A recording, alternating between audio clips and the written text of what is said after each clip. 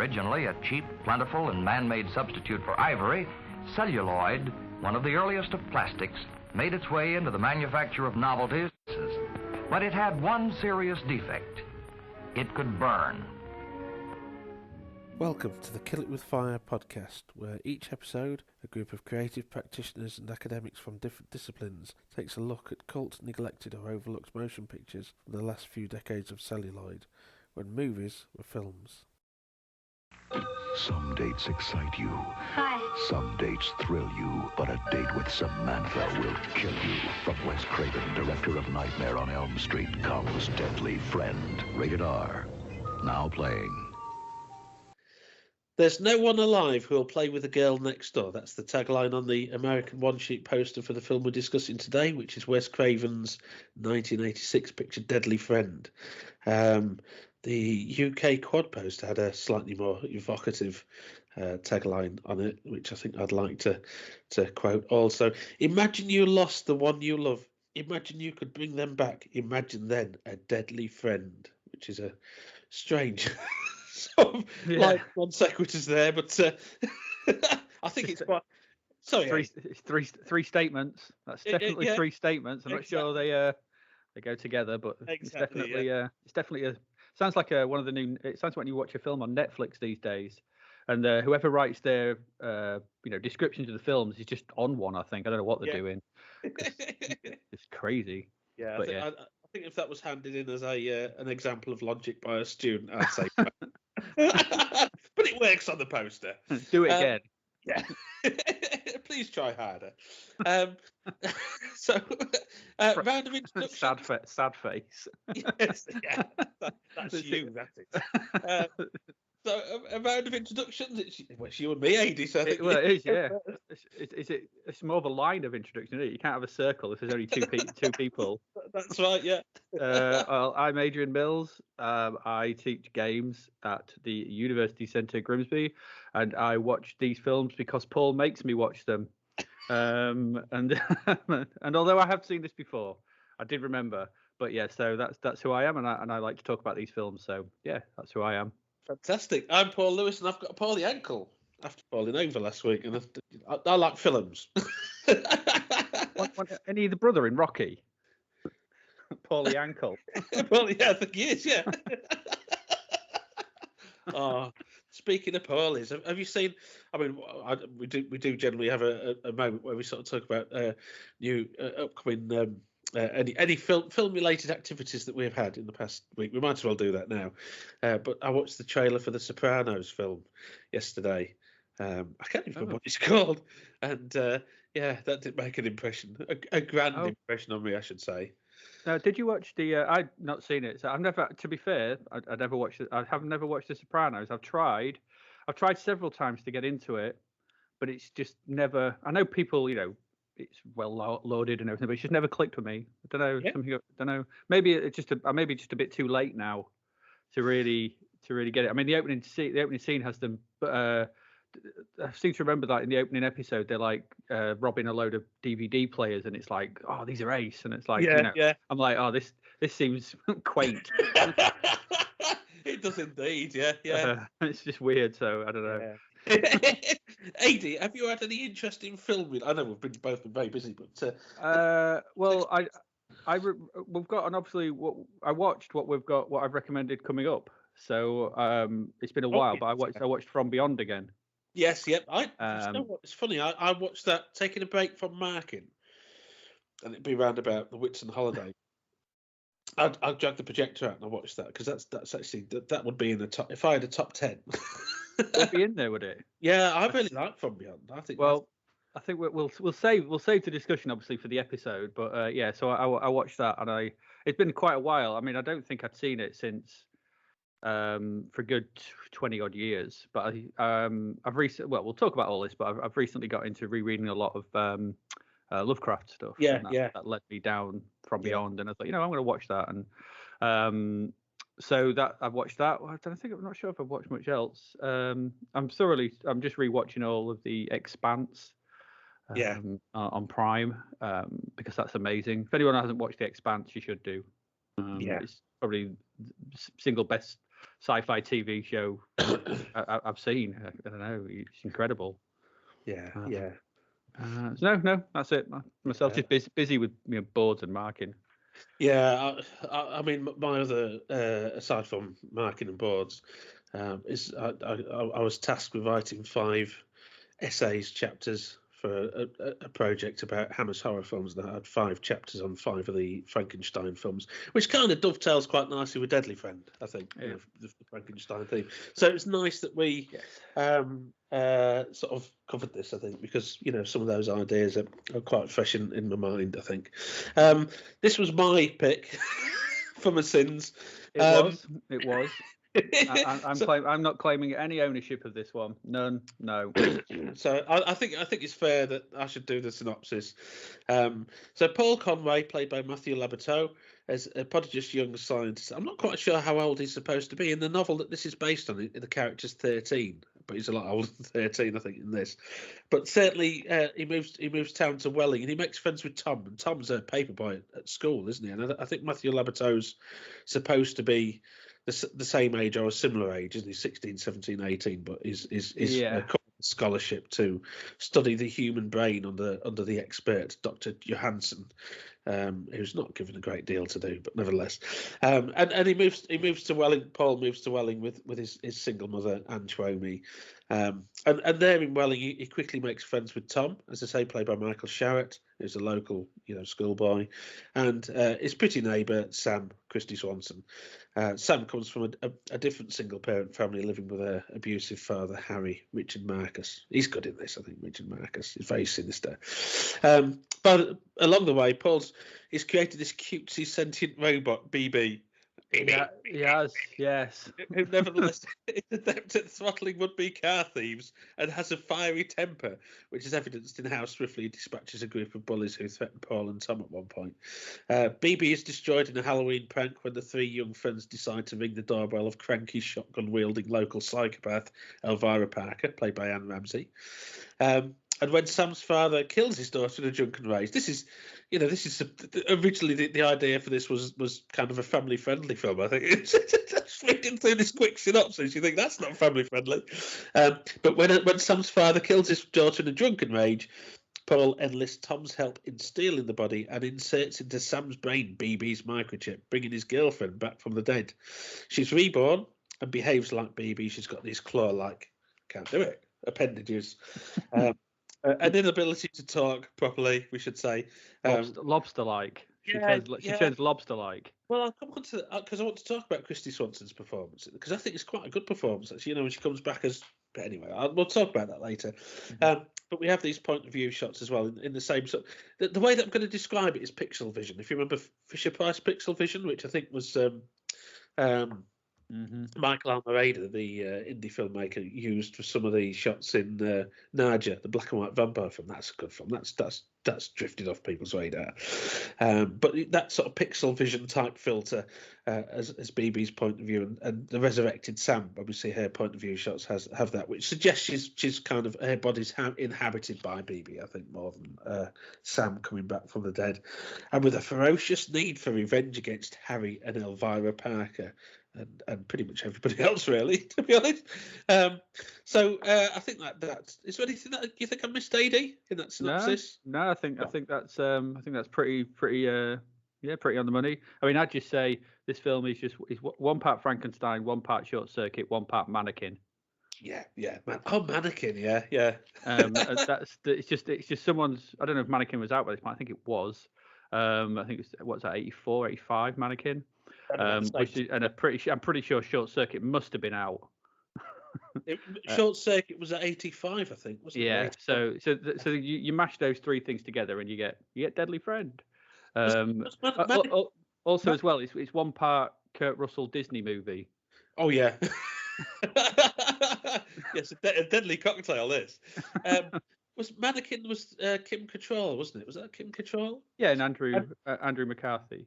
The Jefferson Starship song. Well, it was just Starship by that point. Nothing's going to stop us. Nothing's going to stop us now. I remember that vividly. I remember because the music video was on Top of the Pops a lot, wasn't it? I think it was. It's on my YouTube rotation play. So There we go. So, should we talk about first encounters with Deadly Friend? Yeah. Do you want me to go first? You go first, Ady. Yeah. Well, when you recommended watching this, I saw it was a Wes Craven film. And I was like, have I seen this? Have I? And I was watching it, and it seemed familiar, but it nothing. I was like, I'm sure I've watched this. I'm sure I have. And then it was the basketball to the head bit that I went, I have seen this. I have seen this. I've seen this. And when she came back, and it was then it and so my first experience of this must have been probably video release back in the 80s. I probably watched it then, but I think it was that basketball to head was cut, wasn't it? It was trimmed, yeah. Yeah, so the MPAA, and then I think the BBFC trimmed it as well. I think. Yeah, so it wasn't quite as graphic as it is as the version I watched now. But I certainly remembered that bit, and I was like, yes, I have seen this. It was one of those moments, because that moment comes. We'll talk about that moment, I think. But yeah, so my brain twigged. Yes, you have seen this. You've just forgotten all about it, and with good cause, really. But it's not a film I needed to remember. But I was like, yes, I have. So I'm gonna guess that I hadn't watched. I know I haven't watched it in those intervening 30 years, but I definitely was had viewed this in those late 80s, video times when you just wanted to rent something from your local Tates or Flicks or whatever your a £1.50 rental. Yeah, absolutely. As it says on your shoulder, yeah. Not talking about you, obviously, but although I have read that about you somewhere. Oh dear me. All there is a £1.50 rental. Yeah. That's how much you get paid by the hour. If you pay him £2, he makes the BB noises. Baby. That song at the end. Oh my god. Oh my god. I think that's my word. You shouldn't. You should listen to that entire song as part of the punishment for making me watch this. Watch the credits. I just put it on mute. Oh, you can't do that. So that was my first.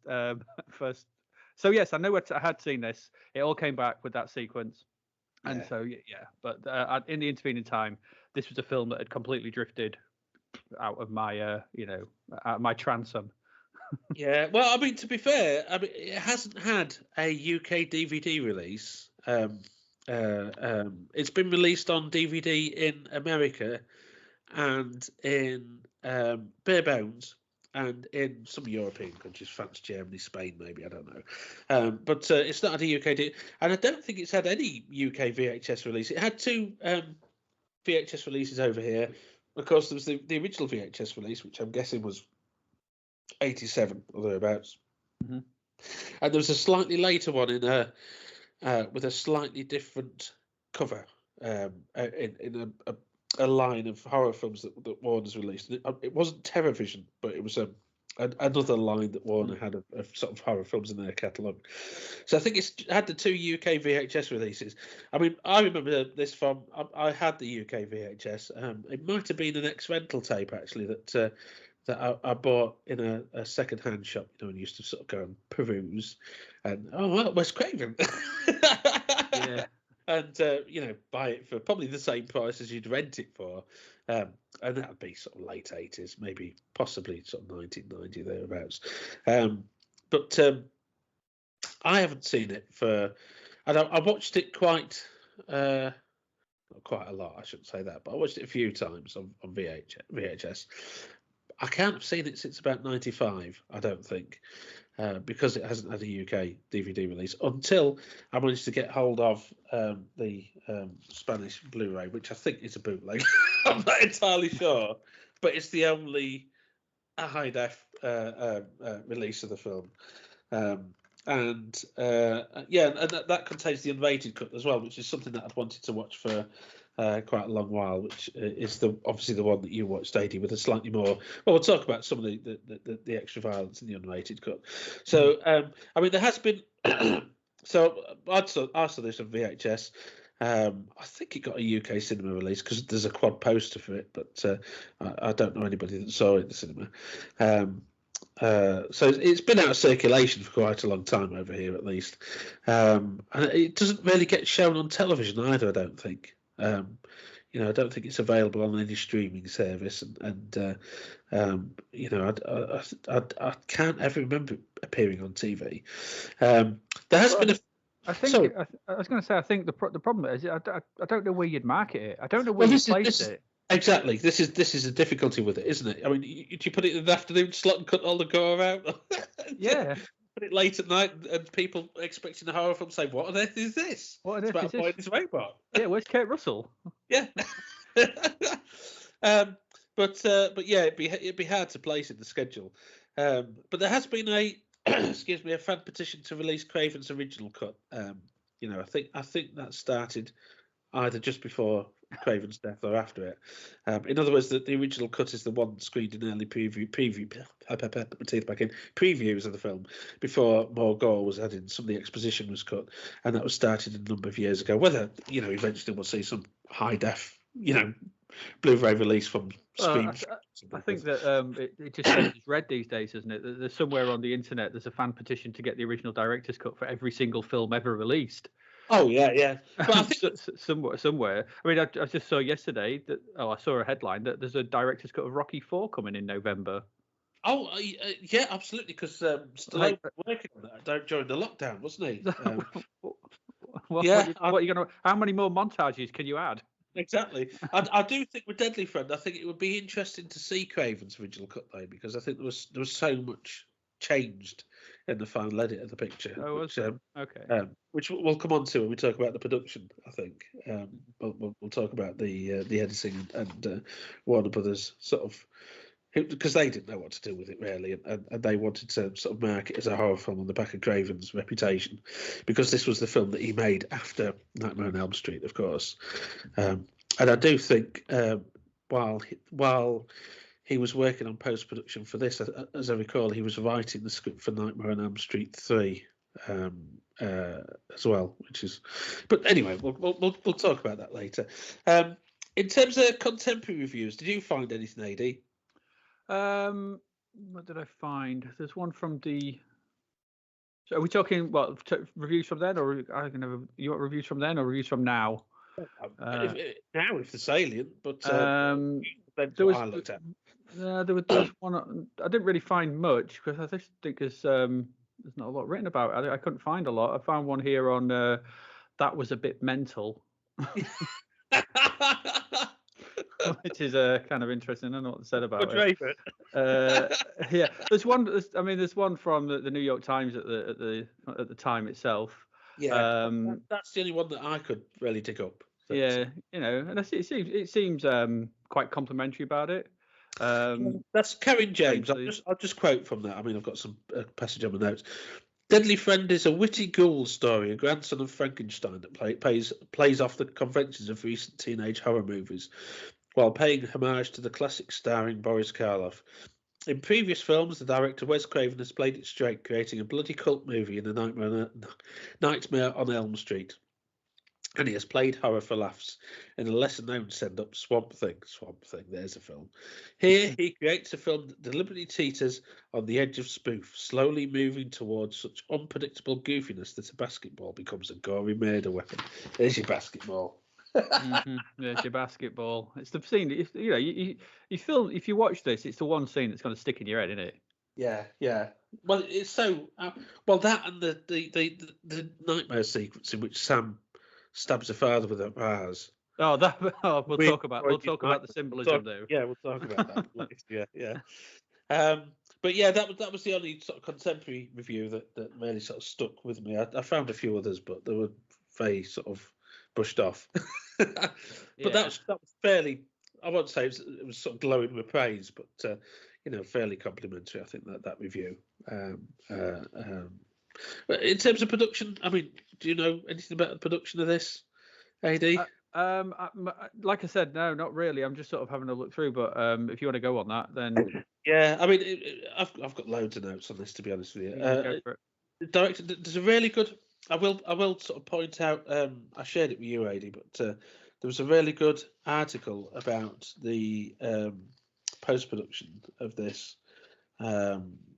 Which I think I've got it in my notes later, so I'll share that. I'll go through it in a linear way, rather than sort of jumping up and about. So this was directed by Craven after A Nightmare on Elm Street. That was his previous film as director. And he wrote it with Bruce Joel Rubin. And Rubin's career is quite interesting because Rubin wrote Brainstorm, Douglas Trumbull. Do you remember that? Oh, I do remember that. Yeah, I think we've mentioned that. Yeah, I mentioned it before. With the recording, which was the idea for that was sort of, I wouldn't say pilfered, but adapted into Strange Days, wasn't it? Catherine Bigelow, that Catherine Bigelow film. Definitely, yeah. Rubin also wrote Ghost, the Swayze. Jacob's Ladder. Okay. Interesting. Sleeping with the Enemy, which is My Life, and then Stuart Little too. So, well, there you go. if we say that Deadly Friend's quite tonally odd, you look at Rubin going from Jacob's Ladder to Stuart Little too. It's sort of similar spectrum to the narrative of Deadly Friend, I think. But it was based. He wrote Deep Impact as well, didn't he? He did indeed, yeah. They weren't the only things he's written, but quite an interesting one of films. I mean, I think Brainstorm conceptually is quite an interesting film. Ghost, I mean, it's a very good film. Jacob's Ladder is interesting. I think it's a bit compromised. I don't think it's quite as good as people said, but I think it's got some really interesting ideas, isn't it? So quite a conceptual writer, I think, Rubin. It was based on the novel Friend by Diana Henstell. And I mean, originally, Rubin's original draft of the script, I think, was called Friend. That'd be an even harder sell, wouldn't it? I think.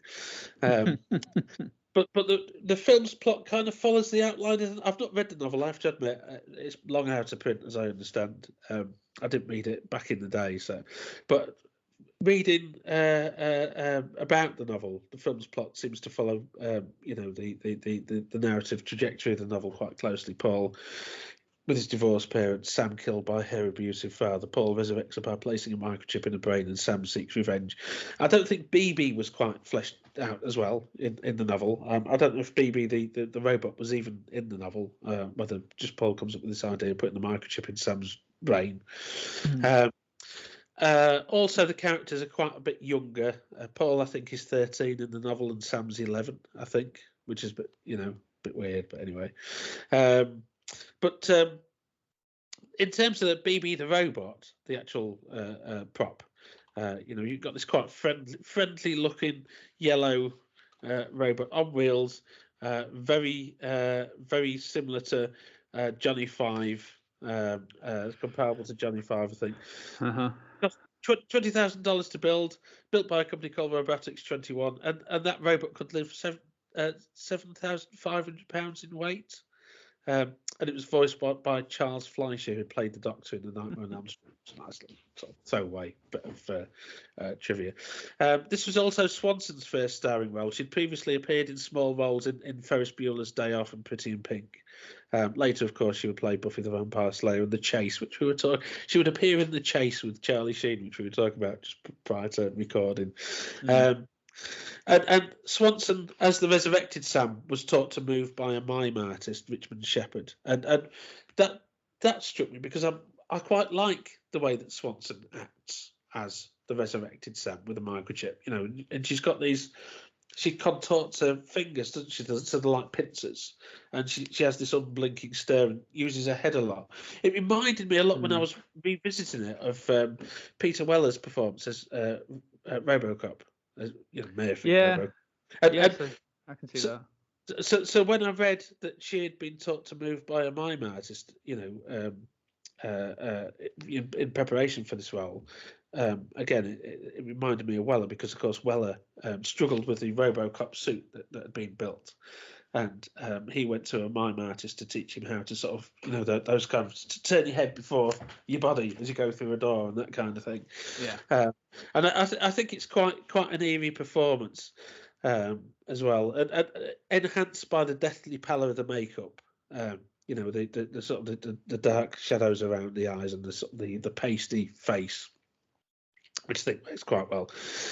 Craven also consulted a neurosurgeon to ensure William faith, I think is how you pronounce it, to ensure authenticity in the film's discussion of the brain and the sequence in which the chip is implanted. I don't think it's very scientifically accurate, to be honest with you. Well, if you look in the chat, I've actually posted a picture. I've taken a screen grab from the film of the AI when he teaches AI to the class.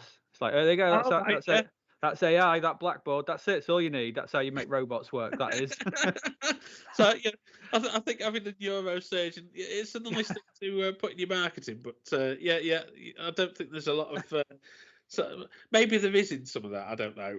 I mean, I don't know anything about neurosurgery. What do I know? No, just some arrows and stuff. That's it. And then the AI section of this, I was like, what?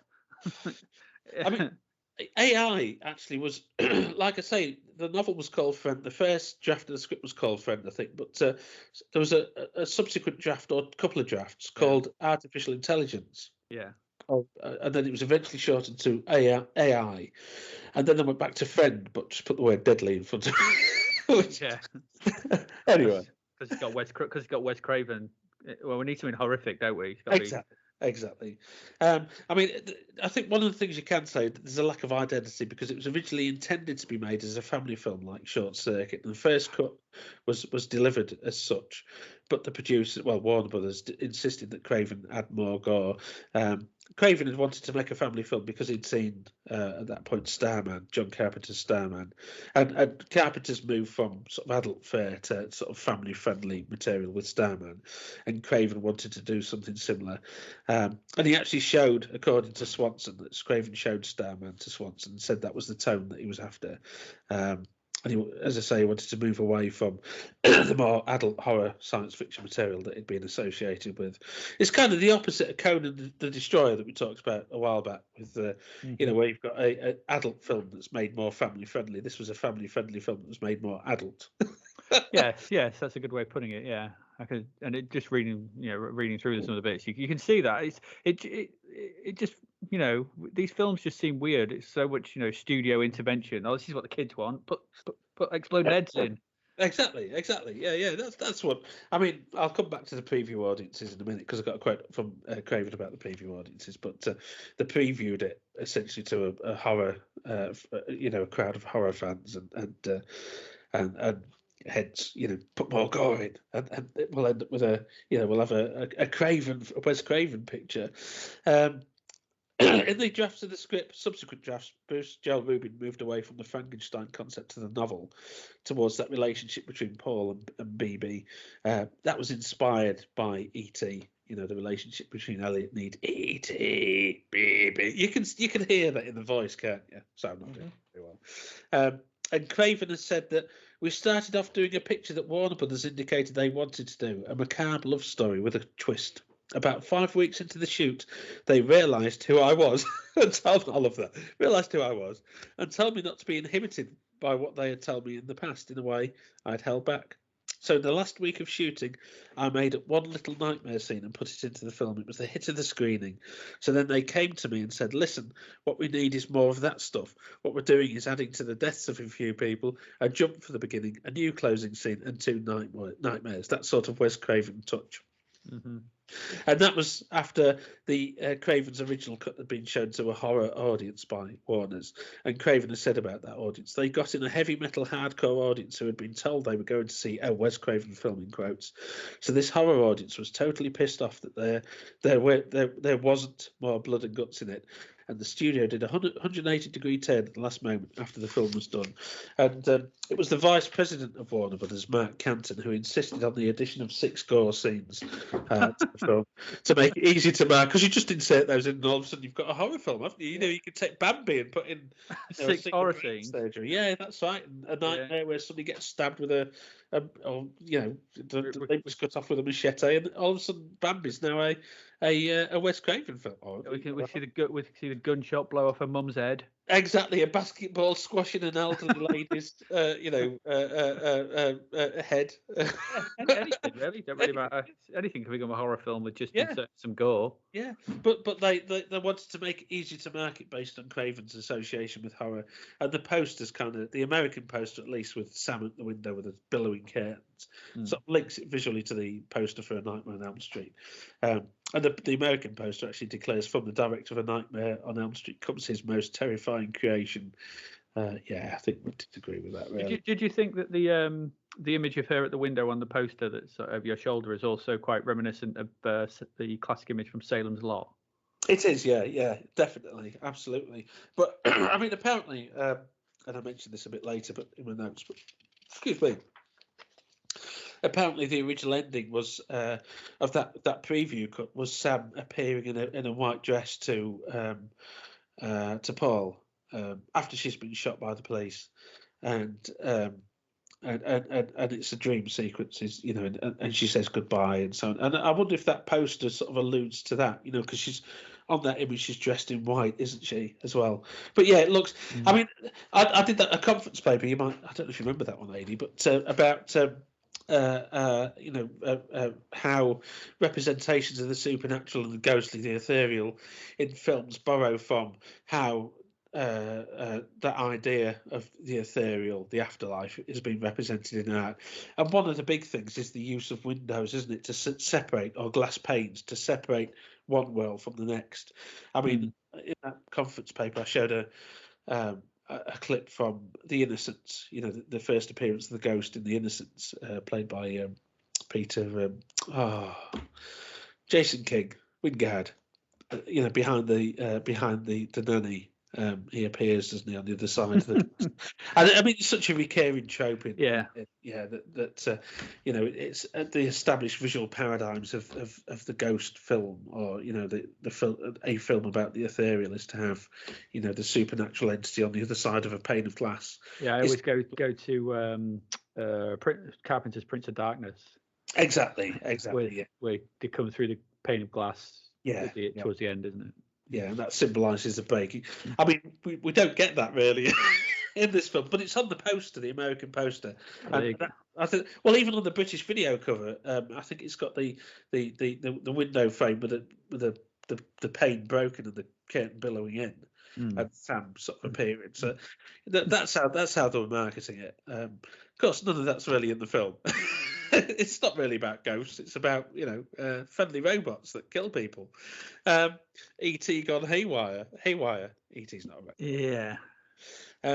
So the scenes, or some of the scenes that were added. I mean, one of those. we have to talk about this. Is the spectacular exploding head. Well, let's build to that, shall we? Should we build to that? We can do. I think because I think that's probably the climax of the gore, really, isn't it? It's because I was that opening scene. I just want to sort of speak about, if we were sort of talking about sequences, that opening sequence. That was added. Was that added? Where the thief tries to nick a bag out of the thing and BB, because if this is supposed to be what is BB? Because I thought it was going to be a killer robot, and that's why I was thinking, have I seen this? This familiar? And so obviously the whole first half of the film is the robot until it gets shot up. Yeah. And so they sort of hint that there's little sequences where that robot doesn't seem quite well adjusted, shall we say? And that opening sequence alludes to that, and that's the weird thing. It just seems, and then once that, because you get past that opening sequence where it nearly strangles that thief, the guy, and obviously it lets him go when he sees him coming back, and the guy's like, "Ooh, what was that?" But then it's just like, oh, it's just a nice little robot who, I know. Yeah, well, this is. I mean, playing basketball and stuff. And when I rewatched this, that opening sequence, you think this is setting up a completely different film, because there's Paul and his mother have stopped on the way to Welling, haven't they? At a convenience store or something, and this guy sort of jacks into the car. It reminds me a bit of RoboCop 2. The car alarm thing that electrocutes the the thief. But yeah, this was added by at the behest of Mark Canton. He wanted an opening sequence that sort of was a bit scary. So the car thief tries to steal Paul and his mother's car. Looks in the back, sees BB. BB's off screen at that point. I think, do we hear him go, BB? That's what we hear, yeah. Yeah, and the car thief says, "Hey, you're kind of cute." and then BB grabs him by the throat. BB grabs him by the throat and chokes him. And it's all the while it's BB. And Paul and his mother arrive. BB drops his car thief. The car thief sat there, bewildered, and then drive off to Wellington. There's all that sort of happy music and so on and so forth. I mean, I think, like you say, Ady, it's clearly intended, that opening sequence, to enable it to Warner Brothers to market the film as a horror picture. Yeah. So, Bibi, the cutesy robot there, who in the next couple of scenes is shown being sort of, quite sort of graceless, because he obviously he's on wheels, so he can't go up and down stairs, a bit like a Dalek, and plugging himself into the outlets in the new house and stuff. So, but he's cutesy. He's yellow. He reminds me a bit of Bumblebee in but yeah, very much so. He's like a rubbish Bumblebee. It's like one that needs some honey given to it quickly. Exactly, because it's nearly dead. It also reminded me, not just obviously the short circuit allusions are pretty obvious, but also that other film we watched, the Peter O'Toole one. Creator, where he's got his own pet robot in his house, that electrocutes his bed for no reason. Yeah, well, I think about that still, and I'm still bewildered. Well, we'll probably talk about that later, because there are parallels with Creator, which I was sort of with revisiting these two. And I watched Reanimator as well. Okay, well, good lord. Yeah. But I've watched Reanimator a week or two, a couple of weeks ago, and again, I said in the Creator piece that obviously there are parallels with the Reanimator. The poster's kind of the similar syntagmic structure in the poster with different paradigms. It's not horror, but the laboratory with somebody appearing behind, and the sort of the paraphernalia in front and so on. But yeah, I mean, certainly with this, so we'll come on to Creator, I think, a bit later. I'll mention Creator again, but you've got this cutesy robot, babbles like an infant, but is introduced as almost murderous. Yeah, exactly, and also as well, the other thing that this film did as well, because I was trying to remember if I'd seen it, and I couldn't quite place it, but it did. But it borrows on the moving house trope as well of so many horror films. Oh yes, absolutely. But then doesn't really lean into that very much. Not in any great way. So many houses, you move into a haunted house. That's just I've seen so many of them recently. It's just ridiculous. But this also once you've got that horror inference at the beginning, you're looking now, you're like, oh, they've moved house, something bad's going to happen. Why did that was there as well? I thought. Yeah, I mean, I'll come back to BB in a second, but that moving house trope as well. You've got this. It's the suburban Gothic, isn't it? You've got basements and attics, and the tool shed, and these are places of secrets. This is the classic sort of trope of Gothic fiction, isn't it? The mad woman in the attic, the secret in the basement. The two kept in the outhouse. And which something like Poltergeist sort of you so effectively. And those Gothic tropes in, like I say, sort of suburban Gothic, but in the 80s, the 70s and the 80s, those Gothic tropes became sort of moved into the suburbs in a lot of American fiction, like Poltergeist, and obviously precursors to that, not in the suburbs, but Burnt Offerings and The Shining as well, and there's so many of those sort of haunted houses, and you get that this is. This film's alluding to that, isn't it? I think. Although, I mean, even Nightmare on Elm Street, isn't it? Well, I was going to say Craven's films are classic. People Under the Stairs. On the left. Yeah. Well, People Under the Stairs. If you think about, the cavities in the walls, and that's a good film. People Under the Stairs. BB. Back to BB just for a bit, because his eyes glow red, don't they? That's kind of the point at which BB's. Why have you put red lights in his eyes? Yeah, no reason. So when he's going to kill somebody, we know. It's just when he goes a bit evil, I need some warning. Yeah, but why would he go evil? I don't know. Evil robot. Yeah, why would he go evil? I don't know. Well, why have you put red eyes there? I don't know. Just give him normal eyes. Yeah. But I mean, he does it as well when the Tom and Paul are attacked by the thugs. The local hoodlums. The Shades gang. Yeah. That made me laugh. Convincing middle class, hoodlums. Yeah, absolutely. Just put sunglasses on them, then they look bad. Yeah, but BB's eyes go red then, don't they, when he grabs that guy by the balls? I think so, yeah. And I think, at that point, when Paul says to Tom, I want to steal the body of me girlfriend and put BB's mind. You know something bad's going to happen, don't you? I think. I think it foreshadows that, but it's not. In the context of the narrative, that opening sequence is weird. Yes, yeah, it's all very odd, and also, it's so mixed up. It really is. It's like I said, it feels that whole opening, apart from those couple of little bits, just feel like a Kurt Russell Disney movie. It's so tonally that, and obviously as well the guy who plays Paul, what's his name, Matthew Levitot, was obviously known for Little House on the Prairie, so it just, whether it was cast because of that, because of those sort of wholesome image that he probably had. Well, it's quite interesting that you mentioned that, Ady, because the writer of the novel, Diana Henstell, sorry, she objected when she saw what was being done with the film to the casting of Matthew Laboratow, because the point, the Paul in the book is nicknamed Piggy, I think. Yes, he is. Yeah, sort of fat, antisocial sort of kid. Incel would call them these days. A 13-year-old incel in the making, perhaps. We would, yes. And Diana, the author, said about Matthew Labortow's sort of portrayal as Paul. Well, surely he could get a girlfriend. He doesn't.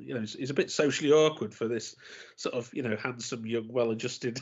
He doesn't have to resurrect his girlfriend from the dead. But as a 15-year-old, he's got quite a good access to people's brains.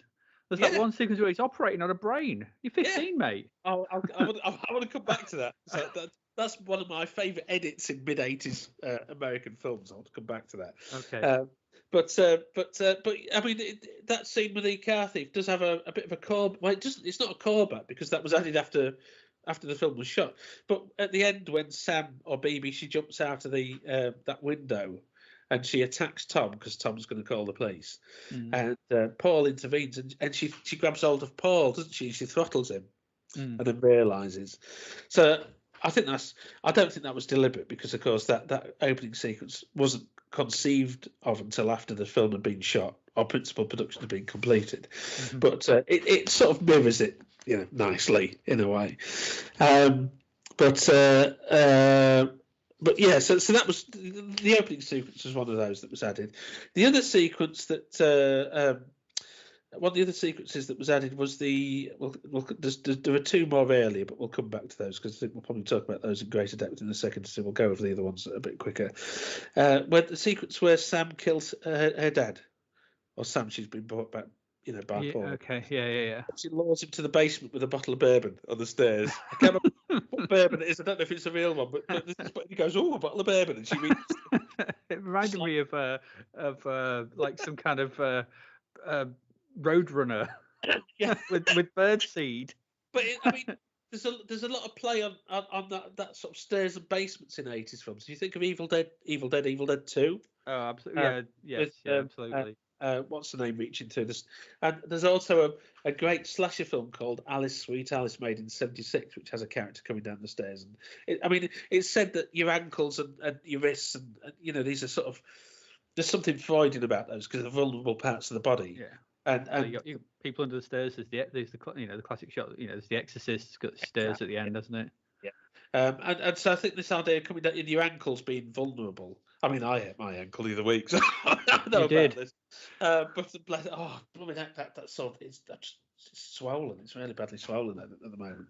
I should put it up really, but yeah. So he comes down the stairs. There's a bottle of bourbon, and she reaches through and sort of grabs his ankle, and he falls down, doesn't he?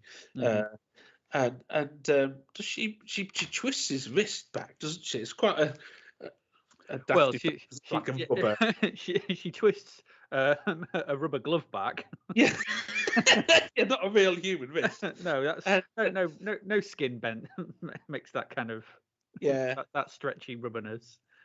She breaks his neck. Does she break his neck? I think she does, and then she throws him into the the furnace, and Paul's come down. Paul interrupts, and he pulls Harry from the furnace. And there's that. I mean, bearing in mind this was conceived as a kids' film. You've got that lovely held close up of the charred face. Yeah, massively charred face. It's like, oh, that's quite unpleasant. And there's a later sequence that was also added where Paul has a nightmare about being attacked in bed by that charred severed head of Harry, doesn't it, as well? That was something else that was added by Warner Brothers. But that reminded me of Ghostbusters, the dream sequence in Ghostbusters. I'll tell you what it reminded me of more than Ghostbusters. Zombie 3. Lucia Fulci's Zombie 3 when the severed head jumps out the fridge. Well, and there's also the of course, Reanimator, Bride of Reanimator, when, Herbert West, in his infinite wisdom, decides he's got a sentient severed head of his enemy that is alive and conscious and quite sort of cunning, and he decides to graft bat wings onto it. Oh God, yes. That was a bizarre decision. But the idea of the bad dad being burnt reminds me again. It's Freddy Krueger, isn't it? Yes, very much so. Yeah, the child abuser. Exactly. Yeah, the abusive adult who gets thrown in a hot place. Yeah, I mean that I'll probably talk about that later. I mean, I think it's worth mentioning now actually is that motif in Craven's work of the good family and the bad family that you see in. I mean, of course, it's in Last House on the Left because you've got the parent of I forget what the two girls are called, but the parents that one is a dentist and his wife, and the daughter goes out and she's with a friend and she's attacked by Krug and company, the David Hess gang. Well, I think you could even, I mean, you could go is it further up a little forward, but I think it's more prevalent in Hills Have Eyes. It is, yeah. I was going to say it's a theme that you see in Last House on the Left that's developed in The Hills of Eyes, and the contrast between the sort of the civilized family and the cannibalistic family. Yeah. People Under the Stairs. I mean, Nightmare on Elm Street. It's a recurring theme, I think, in Craven's work. But here you've got, of course, the two single parent families. You've got Paul with his mum. And his mother's very nurturing. She's staying when she needs to, because there's a point when she tells him off for leaving his $200 sleeping bag out. Oh yeah. That Sam's been keeping in the tool shed. And she says, when you're working for IBM and you're earning $100,000 a year, then you can leave your sleeping bag out in the garden or something like that. Uh-huh. But she's nurturing, isn't she? Paul's. Yes, very much so. Yeah. Whereas Sam's dad, Harry, is deeply unpleasant, shall we say? Even though at one point they slip her a roofie and nearly kill her. Well, no, that's a bit out of left field as well, isn't it? The sort of the slip her a Mickey in a drink, and they're watching. I can't remember what they're watching on the television, but they go out and steal Sam's body from the hospital, and they come back and Paul's mother's still asleep. And he's a bit concerned that she's dead. They killed her. Yeah, we suppose, and the scene seems to be played slightly for laughs. I'm not quite sure, Well, anyway. there's loads because it's like before we get to the more gory pieces, just saying bits of playing scenes for laughs. There's a bit later on where the friend faints at the side of the bed. Is it? Or yeah. He just it's like you could almost put a comedy sound effect on it. It's just so weird. It's so tonally strange. What sequence of? I can't remember which bit that is. What's happened to that bit? Is it the bit where they say, "Oh, she thinks she saw Sam at the window or something"? I think so. Yeah. I think it is. Yeah. And he just collapses, sort of panto style. I don't know, but I mean, so the basement burning in the face, Paul's nightmare. The other major sequence that was added is that nightmare sequence where Harry creeps into Sam's bedroom, and maybe we'll talk about this before the basketball. Yeah. He murmurs, "I'll touch you whenever I like." It's creepy, that is. And Sam drives that glass vase into his chest, and there's sort of geysers of blood spurt out, And it seems quite clearly Freudian, that. Do you think? Sort of a metaphor for ejaculation, shall we say. Yeah. And the blood shoots out of his chest all over Sam's face. And there's a bit of a story that Swanson said there was a couple of incidents when they were shooting that scene. I think she's the first time they shot it, she hit Harry, the actor playing Harry, with the vase in his chest. I think she thought she'd genuinely sort of, pierced his chest with glass. Oh dear. And then there was another, and I don't know how you can make this mistake, but when they were shooting the scene where the blood sprays on her face, she panicked, and because she started to feel sort of claustrophobic, I imagine, and because there's so much blood, isn't there? Yeah, And, it's the blood khaki scene, as I called it. yeah, and she actually said she cried out more blood. More blood. And so, I don't know how you can make that. You say less blood, please, wouldn't you, Charles? But I think that's yeah. I mean, do you think am I stretching to say it's Freudian, AD? No. I don't think so. I sat there watching it, and it was just like, again, it's that tonally inconsistent bit. You're just watching it, go, what the hell is this? What's happening here? To be honest, when I watched this, I don't know how young I was, 12, 13 maybe. I don't think I understood that. I mean, I just thought Sam's dad was hit her. And but that scene hints at sort of sexual abuse, doesn't it? And, Well, I think there's I think the sort of sexual abuse undertones, overtones, clear tones, whatever you want to call them. It's pretty obvious. Signs, yeah, absolutely. Yeah, you got and her putting the chair up against the door and exactly. Yeah. You don't. I'll touch you wherever I want. That I mean, that's in her. Don't forget, this is all in her dream. So. I mean, that's not going to be in her dream unless that's happening, I would have thought. But again, this was a sequence that was added after production. No. I know. No, what I'm saying is, I mean, there's the sexual sort of abuse connotation from that scene is only with her saying that line because potentially it's said in her. She's still saying that in her dream because that whole sequence is in her dream, isn't it? Exactly. Yeah. So would she be saying that if there was no sexual abuse going on? Probably not. Maybe I'd probably not. Yeah. So I think the inference there is that she is being abused in many unpleasant ways, shall we say? Yeah. But again, what I was saying was that scene's in the Nightmare, isn't it? So that Nightmare was added after production, so I'm not entirely sure, the extent to which that was a subtext in the original edit. I'm not sure. Yeah, I suppose if you take that out, it just seems like I still think, though, you'd look back on it and what we know about the 80s now. Oh, dear mate. You watch it now, and I think even without that dream sequence, you would probably assume there was some form of physical abuse, whether it's sexual or just mental or whatever it was. But the abuse is clearly there because she's terrified. But I think you would take a step and probably go, there's probably been some unpleasantness that you don't want to think about. Yeah. I mean, notably as well, that Nightmare sequence is the first scene that's not focalised through Paul or BB as well. I think that's quite interesting. I mean, a bit later on we get scenes that are presented from the perspective of Sam, but they're only after Sam has been mechanized. Yeah. So again, it's sort of, if you say that the film's driven by the point of view of Paul and BB, and we get Sam's point of view after she's been mechanized by, inserting BB's microchip into her brain.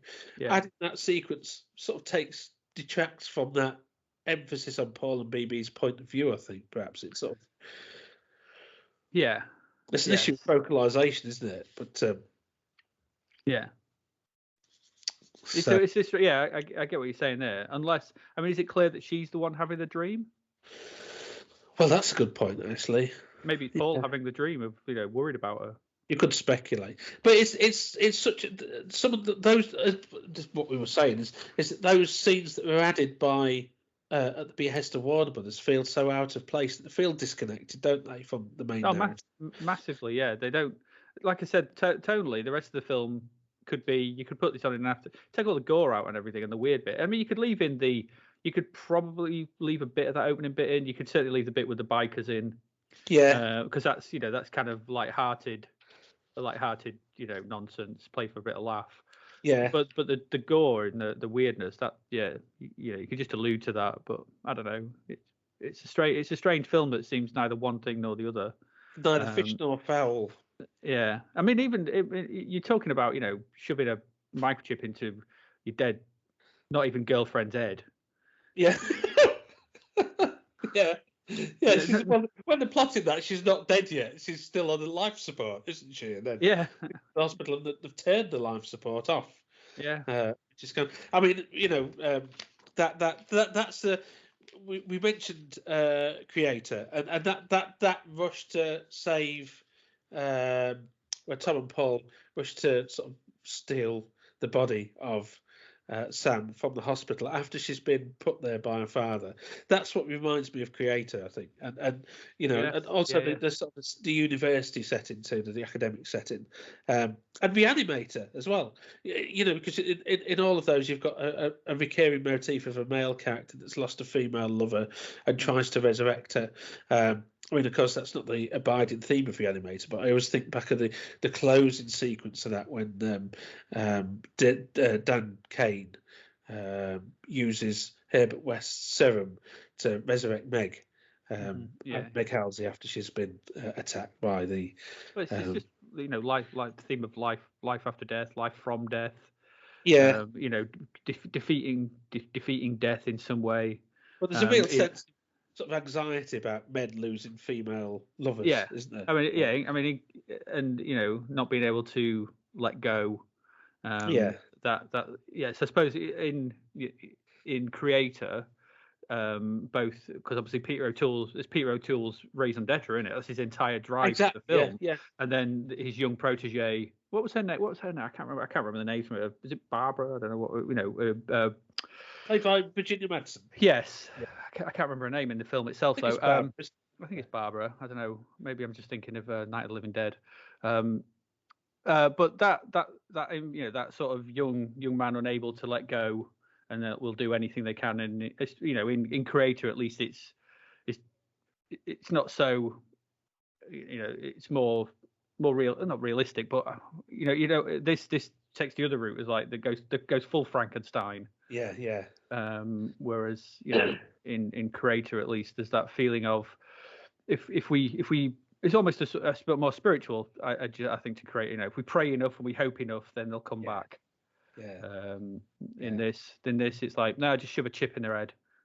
Yeah. I mean, I do like in that race to get Sam's body when they like you said, they slip Paul's mother a Mickey Finn, and they steal the camper van. Is it camper van? Yes, yeah, something like that. And to drive to the hospital, and Tom says to Paul, "Where do you learn to drive?" And Paul says, "Between the house and here." That's a good gag. I like that one. Yeah. But yeah, I mean, like you say, it's the Frankenstein thing, creating life from death. I mean, as I said earlier, I've been writing some articles about Hammer's Frankenstein films, and the one that stuck in my head, one of my favourite Hammer Frankenstein films, is when I was watching this, and I couldn't help having watched it in quite quick succession, is Frankenstein Created Woman. And where Peter Cushing resurrects Christina, played by Susan Denberg, with the soul of Hans, who's a boyfriend. And then she comes back and seeks revenge against those who wronged her in life. And there seems to be a bit of that in here, I think. There seems to be some sort of, an element of Frankenstein Created Woman, Well, yeah, there is, because, I mean, if we talk about, we've talked about the killing of the father, which is obviously the Sam part, getting revenge. And then, obviously, we've got the basketball scene. No, I want to come on to that. Yeah, exactly. Are we going on to that now? Yeah, we'll come on to that now. Yeah, that which is the BB character getting revenge. Yeah, I mean, that was the other scene of violence on gore that was added at the behest of Warner Brothers, which is where Elvira Park, she's watching The Bad Seed on television, isn't she? Mervyn LeRoy's film with the girl. That's a nice touch by Craven, with the little girl that's a murderer. And she's just been, I think, in that scene, she's just been caught out. I can't remember the actress's name, the little girl, but yeah. So she's watching The Bad Seed on television. Anne Ramsey, Elvira Parker, and of course, BB Sam sneaks into the house, having Elvira Parker having shot BB to bits in loving slow motion with a shotgun earlier. Yeah, we do need to contextualise it, don't we? Because it's Halloween night, isn't it? Yeah. It's Halloween, and they've gone out and they've why have they decided to go? I can't remember. Why did they? Tom says, "Oh, let's wouldn't it be great?" And Tom and Sam, wouldn't it be great if we rang Elvira Parker's doorbell, Yeah. That'd give her a shock because Tom knows that BB can break into the lock. That it's a combination, using his robotic skills. But Paul doesn't want him to, does he? Paul's hesitant, and he's sort of persuaded into it, and BB opens the lock, and then Paul shuts BB down with a remote control, which is wireless remote controlled in '86. Wow, and back in the day when you had wired TV remotes. Yep. But he shuts BB down with a remote control. BB closes, and Sam says, "I'll ring the doorbell," and she goes up and rings the doorbell, and then she panics or screams. The alarm sounds. Yes. Siren, and she falls over, and the boys go to rescue her and drag her into the bush, and then BB, which makes no sense. It's closer to go out the gate. It's to go out the gate, but BB, comes to because he's sentient. I mean, at that point, his sentience has been established by Paul in the dialogue. He said, "I developed the basic program." He sort of made up his mind after that, and so the sentient BB obviously knows that Paul is in danger, and Sam and Tom comes to, wakes himself up, and then sort of BB. I think his eyes go red again, doesn't he? He goes into the driveway, or the garden path, I should say. It's not a driveway, and Elvira's got the shotgun, and she. Now, in my memory, I remember firing 3 shells out of a double-barrel shotgun, but that might just be the slow-mo because it's spectacular. Boom, and it's spectacular slow-mo, isn't it? Yeah, massively.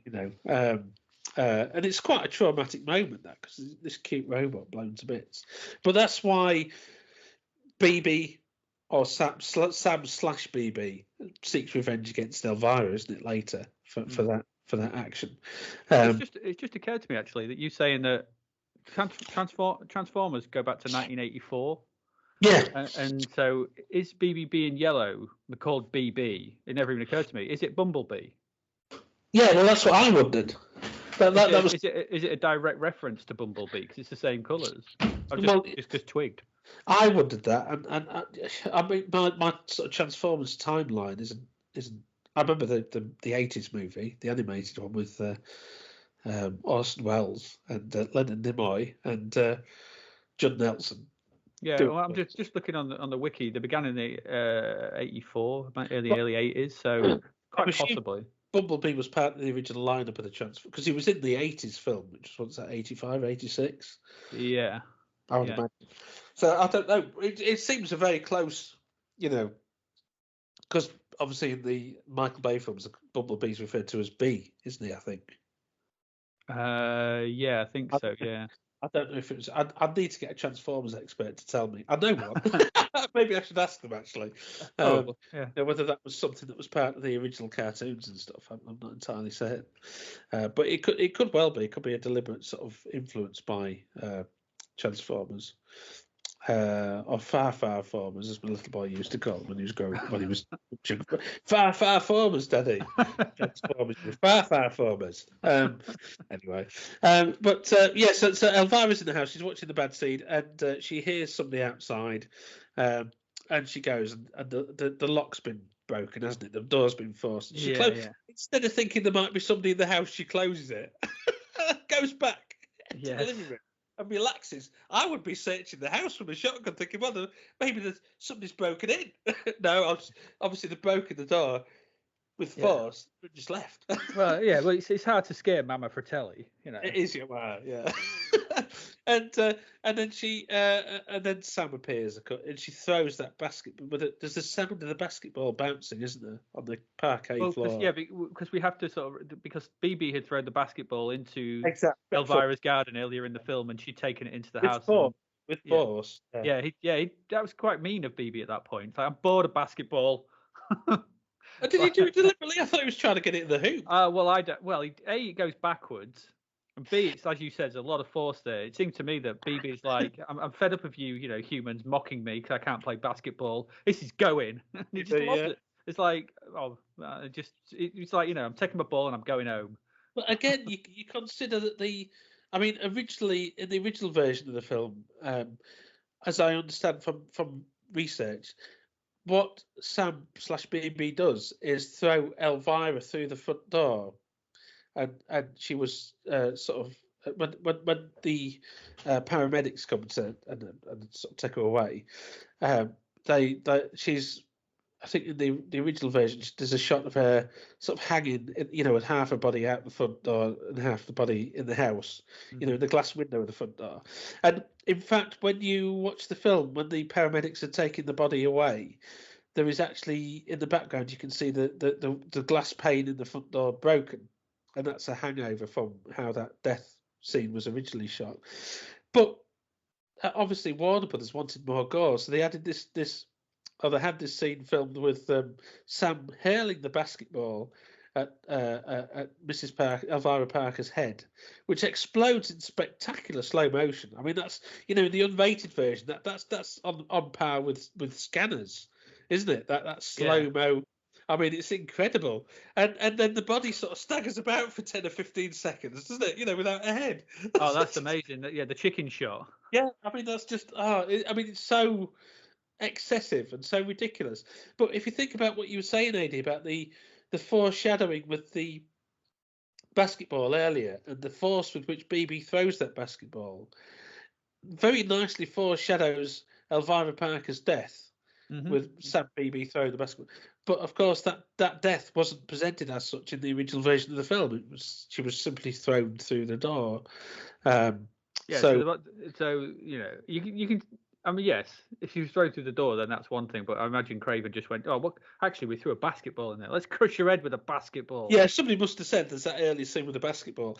Apparently, the fake head was filled with real cow's brain. Yeah, I saw that. That's quite interesting. Lovely.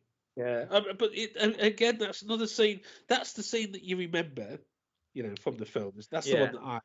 It reminds me that the real cow brains and what they used to do back in the 80s reminds me of what they did in Day of the Dead. Yeah. When what's his name? Rhodes? Is it Rhodes? Yeah. Yeah. When Rhodes gets eaten, choke on him, and they were it was real animal offal, wasn't it? That they used for the guts and everything, and they'd been sat in the sun for a few days. That's what I remember reading. If I may, and they'd gone off, had they? Yeah, I've got another good story. Frankenstein and the Monster from Hell, Hammer Frankenstein film again. Do you remember that one? That's the one with Dave Prowse as a monster. This is like a sort of a full body like Neanderthal suit. Oh, very, very vaguely. Yeah, and there's a scene with Shane Bryant, Madeline Smith, and Peter Cushing where they transfer the brain of Professor Durandell into. He was one of the inmates in the asylum, into the body of this beast played by Dave Prowse, and it's very gruesome. The Hammer at that stage, so you get this shot of Peter Cushing. They use the bone saw, and sawing around the periphery of the skull cap, and then you get the shot of Peter Cushing lifting this brain. Just for our listeners, what you can't see is Paul is actually acting all this out. I am acting this out. He's probably going for it. And then you get this wonderful, loving shot of this empty cranial cavity, a very graphic shot. I mean, that was Hammer in the 70s, wasn't it? But apparently, Shane Bryant said later that the brains were sheep's brains, real sheep's brains. And the scene was supposed to be filmed on a Friday afternoon, and they had to because they'd gone over the production schedule for that day. They had to shoot it on the Monday morning, and somebody, the prop guys, whoever, forgot to put the sheep's brains back in the fridge. So when they came to shoot that scene on the Monday morning, and they peel off the skull cap, and there's a sheep's brains inside, this sort of fake corpse's head. And Shane Bryant said he had to go off camera and throw up. But he said Peter Cushing, what a pro. He just carried on, with these rotten. I mean, left out on a 3-day. He probably lost his sense of smell years before that. Cushing, he probably couldn't smell a thing. So what? It was awfully good. Gong. Yeah, I mean, real awful in films. I mean, that's what you want. But it's kind of that moment. Back to their defence. Sorry. That moment is so ridiculous. I mean, it was cut heavily by the MPAA. Craven said in an interview that the MPAA, quote, this is Craven's quote, not this is me, cut the shit out of the exploding head scene. Yeah, I can understand that, especially in the mid-80s. And then it was cut again so when you and I saw it on the BBFC certified tape, it was even more heavily cut. But it still sticks in the memory. I mean, when the MPAA cut the, I said that had to be cut for an R classification. Craven tried to protest. He created a videotape with what he called a decapitation compilation, which is a tape containing various graphic scenes of decapitation that the MPAA had allowed in R-rated films, and sent them that, saying, "Well, why are you?" I mean, when you look at that sequence in its unrated form, you think that's not quite. I can't remember a great many American films with an R classification having such a graphic moment. It's not even a decapitation; it's just an exploding head. Yes.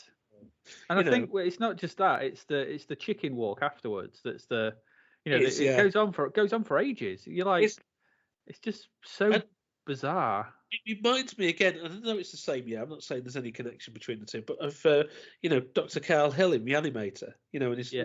When he's resurrected and Herbert West has sort of severed his head with that coal shovel, and he reanimates the head, and then he reanimates the body, and the body's sort of staggering about. Yeah. It's played for laughs in Reanimator. I'm not quite sure whether this is supposed to be played for laughs. I'm not entirely certain because the tone of the film as a whole is so all over the shop. Yeah. I don't know what I'm supposed to laugh at and what I'm not supposed. So there's me sort of giggling at that, but it's so out of place. It feels like another nightmare scene, doesn't it? You watch that and you think, did that really happen? That's stupid. That's absurd. And then there's just all the neighbours outside. Yeah. And then there's that great line. What's that crack line? Oh, I hear her head's all across the wall or something. Oh no! It's like, what the hell? Dear me. So, I mean, with those added scenes that the Warner Brothers had sort of requested be added, we've talked at great length about. The MPAA struggled to pass the film with them now, and it went back to the MPAA 13 times. And then, of course, that MPAA classified version was cut further by the BBFC over here for an 18 certificate. I mean, the unrated version has been released on DVD in America and other territories. That was the slightly dodgy, I don't know, Spanish Blu-ray that I've got. Yeah, just looking at that sequence again, when they wheel her out on the gurney, there's clearly a head on that body. Yeah, because it wasn't shot that way. Yeah, that's what I mean. That's the weird thing, because I remember watching it going, "There's a head there." Exactly. Yeah. That'd just be like it would just drop off past the chest. Yeah. Because there was nothing there, but now there's definitely a head in that gurney. So it is weird that they would go for something so. I suppose they just didn't care, did they? No. They want gore. Yeah. Do you know what I would have got? What? Right. There's that line. Out of place. I watched this. I mean, maybe back in the 80s. I don't know. I don't think it was as chauvinistic as is often claimed. Is it the tits? Is it the tits line? Yeah. When Paul meets Sam for the first time, and Tom says, "Great tits," and Paul says, "You're telling me," and that's supposed to endear these characters to you. Yeah. And I mean, I don't know. I mean, I'm maybe a bit sensitive to that kind of stuff, but that's not. I didn't raise an eyebrow at that line. But I would have thought, 15-year-old me probably watching it was, I'm going to say, it's 1987. I probably thought the same thing. I'm not going to, I'm a 15-year-old boy, so what are you going to do? But it's not really. I mean, but I'm not. But to be fair, I'm not a man writing it. That's the difference, isn't it? And you're not a man writing a film in which a 16-year-old girl's playing a girl that's being abused by her father, probably sexually. Yeah. And the way as well that Swanson's costume, she's very covered up, like as we know from safeguarding training. Kids that have been abused in that way often cover themselves very much. It's not like she's, exposing herself to these boys, and why Tom and Paul, sort of, think it's appropriate to. I don't know. I mean, I know 15-year-old boys probably say stuff like that. They very much do, and so I raise my eyebrows because you're like, oh, good lord, but that's I think 15-year-old boys do say stuff like that to each other. It's just that's what they do. Maybe I was too nerd. I don't know. I mean, I don't know. Well, actually, do they say it? Yeah. I mean, would I have said probably? I don't know. I wasn't, I can't say I was a particularly progressive 15-year-old. I don't think anyone was in 1987. It's just struck me. Maybe they were commenting on the birds in the garden. Maybe it's just a bit of a non sequitur. Yeah, she's all right. Nice tits. Yeah, they are quite good, aren't they? Yeah, it just comes out absolutely. We just need a Craven insert of a great tit on the fence. Yeah, I mean, me as an adult male, sort of. I think that's a bit weird. But maybe I don't think I batted an eyelid when I watched this. I was 12, 13, 14 or whatever. You wouldn't at the time, because that's the time. We look on it now, and 15-year-olds commenting on a 16-year-old girl's breast is a strange thing. But probably, from what that I remember being at school, it didn't seem out. That's. I'm not trying to justify it here, but I can see. It raised my middle-aged 40-odd-year-old eyebrows, but you see things differently as an adult, don't you? I think exactly. Fair. But I think the whole point is, like, why bother putting it in? Exactly. Yeah. I just think you could cut that. It doesn't add anything to the. Really, does it? It doesn't add any. It doesn't say anything about Tom and Paul. It's not like a line in their character that's developed.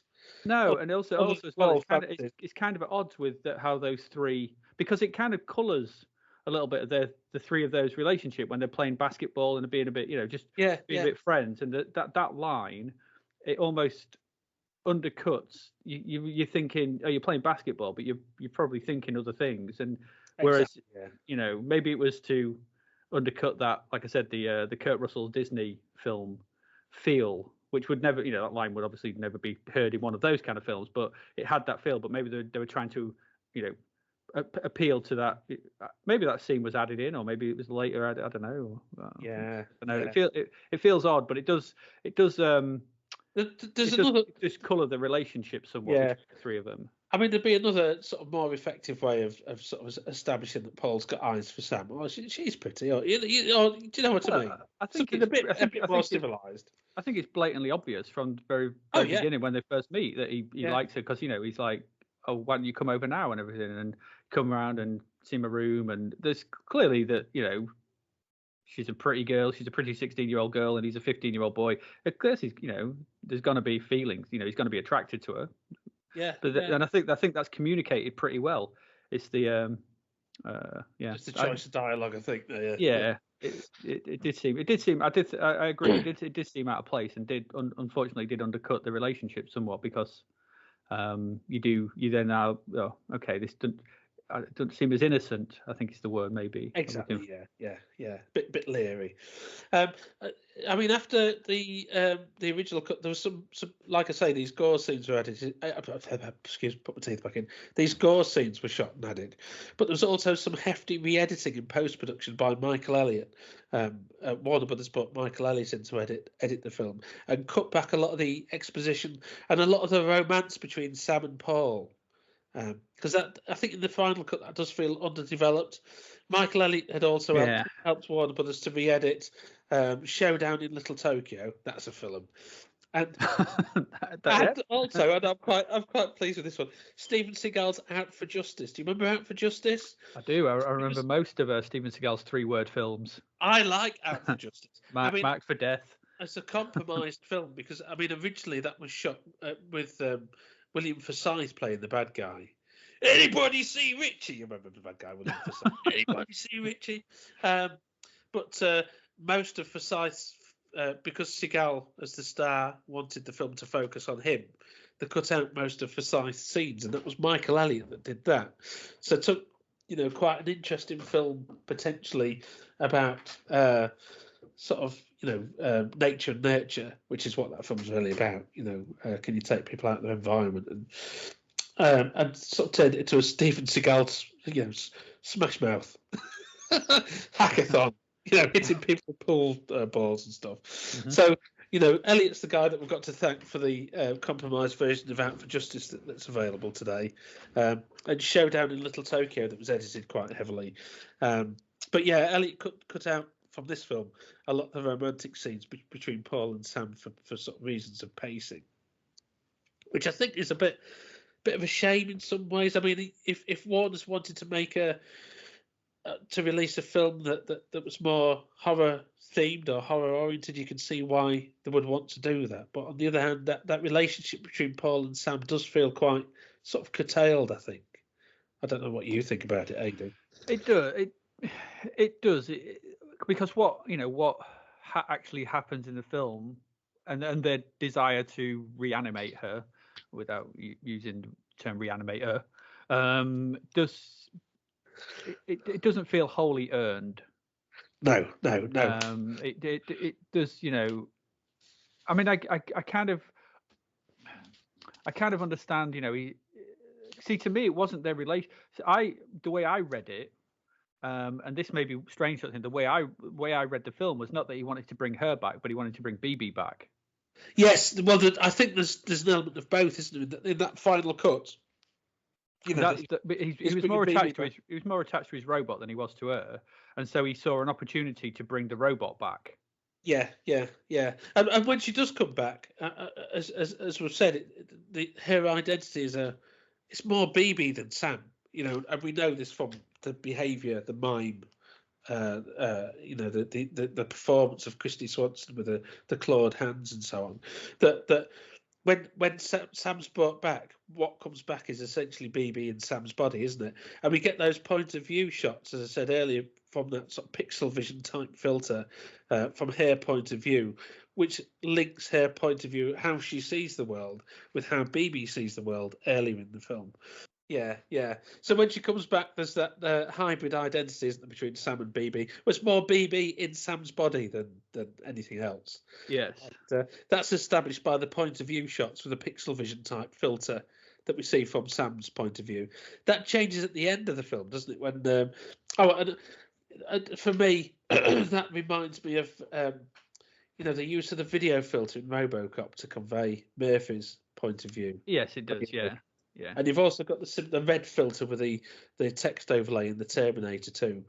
But at the end of the film, that Sam, that BB, or Sam occupies her body when Paul chases her into the alleyway as the police are pursuing her, and we see from her point of view, and that pixel vision time, it glitches, doesn't it? And we see normally, which also made me think of American Werewolf, the end of that. Exactly. Yeah. And she speaks as Sam, not as BB. So at that point, Sam sort of take. But then in a final moment, she becomes BB again, doesn't she? Because the copper's got the sheriff or whatever it is as help at some point, and she runs with her clawed hands, BB once more. So yeah, there is this sense, as you say, Ady, of Paul bringing BB back more than Sam, if you like. That's what. So I think that maybe the what was cut, completely undermines that. What if that's what they were aiming for? If they were aiming more for it being Paul wanted to bring Sam back because he generated this relationship with her, it's undercut by by cutting out all their sort of more meaningful interactions from the earlier part of the film. And so all you get is Paul really likes his robot and sees an opportunity to bring it back, and then he's a bit annoyed that it goes on a mad killing spree. Yeah. I mean, speaking of brains and microchips, I mean, I don't know what you think. I love that moment of juxtaposition when Paul's with Dr. Johansson and they are the footsie. They've got the corpse and the brain is exposed, the skull cap's been sort of cut away, and Paul causes the foot to twitch by probing the brain. I don't know why Dr. Johansson's surprised at that. I mean, I'm not quite sure why. No, I'm not, and I'm also quite surprised of I often let my students play around with brains, and especially my FE students. Tell you what, I'm going to bring a dead body in today, and I'm just going to cut the top of the head off, and you have a good fiddle round in there and see if you can twitch the toes. It's I think it's week 3 in delivery. Yeah. Brain surgery.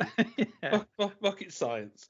But we cut from that, and that effect is used later. It's the same effect when Paul puts the chip in Sam's brain, isn't it? It's the same sort of makeup effect. It is, yes. But we cut from that moment with the exposed brain to Paul's mother pulling the pumpkin seeds out of the pumpkin that she's carved for Halloween. She's already carved the face in it. I always take the seeds out first before carving the face. Don't know about yourself, Ady. I empty the pumpkin first. That's the sensible thing to do. Yeah. But she's already carved the face in it to anchor it as Halloween, I suppose. But she's pulling that's such a clever bit of juxtaposition from brain surgery to her pulling the seeds out of that pumpkin head. I think that's quite clever. I mean, the other thing that I've got on my notes really is of course the sort of the adults as monsters theme, which goes back to the Bad Families, and in the sense that Craven has claimed when he was making this that he was less interested in Sam as a monster, Sam/BB as a monster, and more interested in adults as monsters in human form in terms of Harry and Elvira Parker. Elvira, I've got a lot of sympathy for, I have to say, my middle-aged self. She just wants to protect her garden and her house. Yeah, well, though, double-barrel shotgun's not always the best way to do that, I suppose. She's an elderly woman living on her own. The kids want to come and sort of, mess about in the garden. I can sort of see why she's a bit protective, but anyway. Craven said along those lines, a father who beats a child is a terrifying figure. That's the one person you're afraid of in the movie. The idea is along the lines that adults can be horrible without being outside what society says is acceptable. Well, I think beating your children is sort of not acceptable. I think that's outside what I would say is acceptable. But nice, 1985. We are talking about America in 1985, yeah, of course. Yeah, well, even Britain in 1985, clip around the ear. And a smack was not... Yeah. Well, that was just a de rigueur back then. Do you remember corporal punishment at school, Ady? I got the slipper. I got the slipper a couple of times. Used slippers. A mate of mine, our school teachers used rulers. The wooden ones. Yeah. A mate of mine used to get called up quite regularly. In front of the class, and used to get the ruler across his knuckles. And just to say, by the way, that I think that it's incredibly wrong. I'm not saying, it didn't do me any harm. I'm not going down that route. Right. If you're listening to this and thinking, oh, God, no, they're turning into those. When I were a kid, it was great. It's a bit of a cut around the ear. Get out there, eat gravel. A 4 Yorkshireman. Yeah, I'm not saying that. You were lucky that. to live in a cardboard box. You lived in a hole in the road. It was wrong then. It's wrong now. It is wrong. So I'm not. Don't. If you're listening to this, going, oh my God, what's happened? It wasn't long ago, I think. And no, that's what I mean. 35 years. Talk to my own kids, and it's kind of like I remember people getting whacked at school with a ruler. And I remember the head teacher had canes. I don't remember ever using the cane, but he had canes.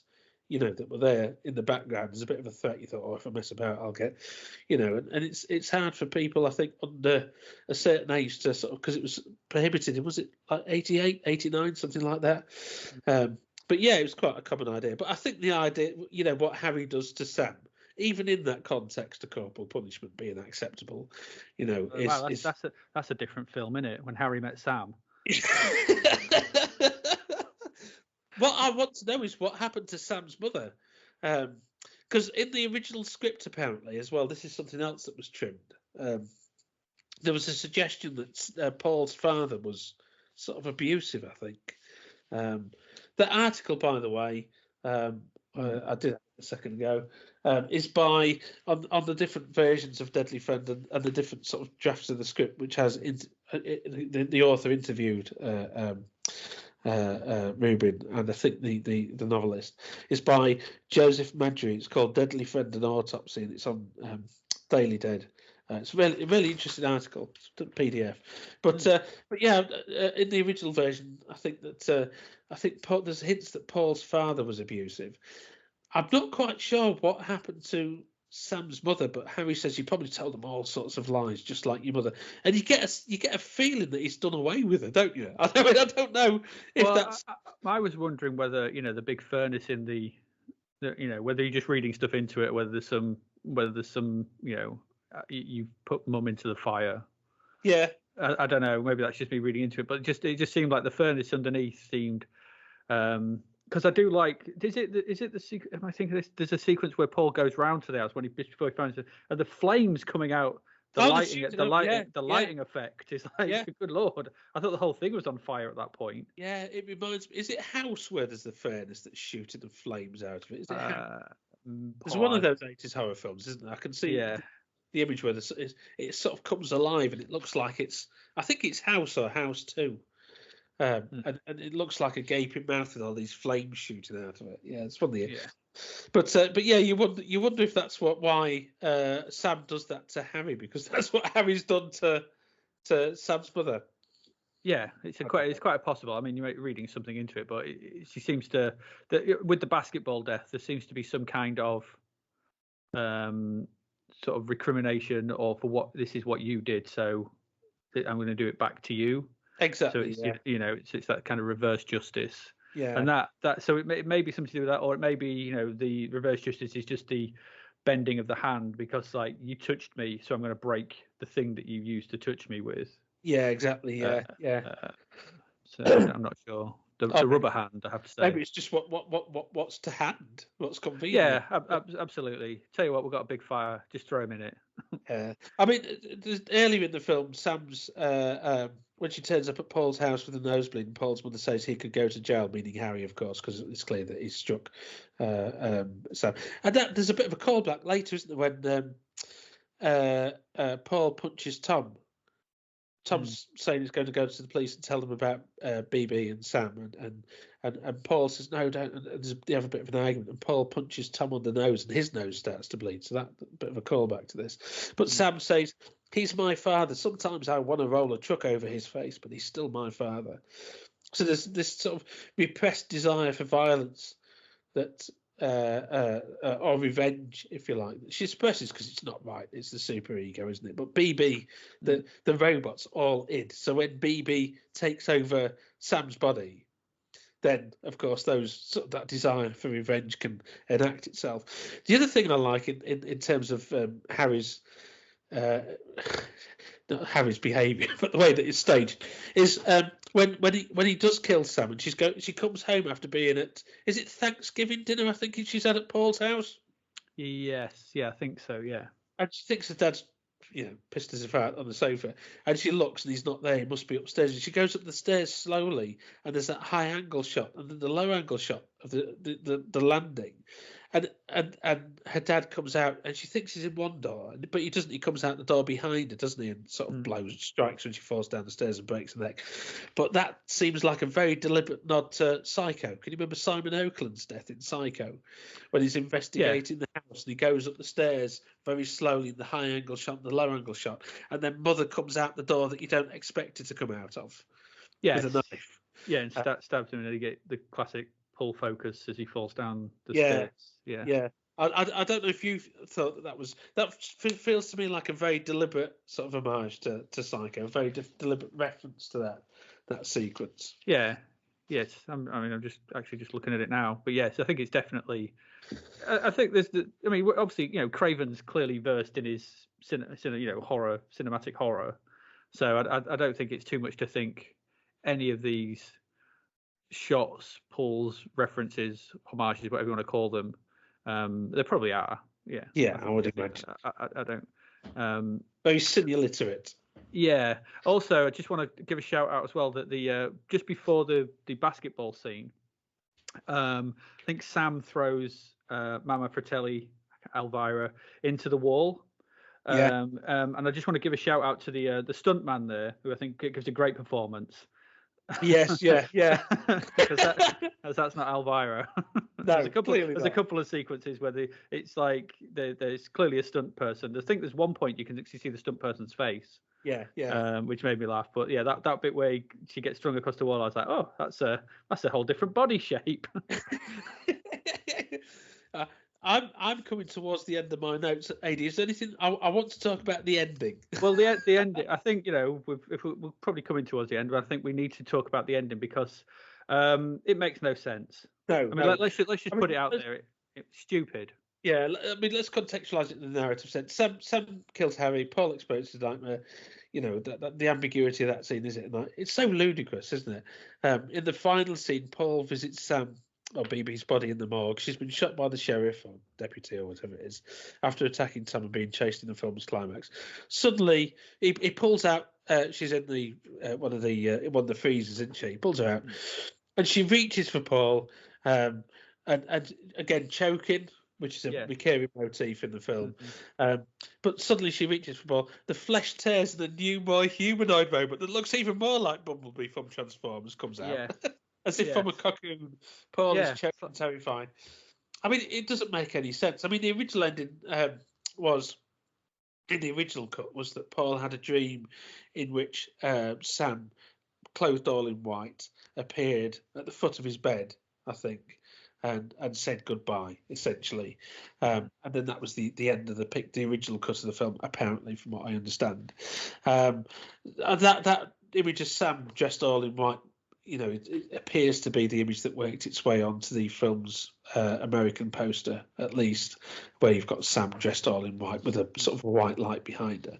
I assume that was referencing that. But this new ending where, this weird hybrid robot thing.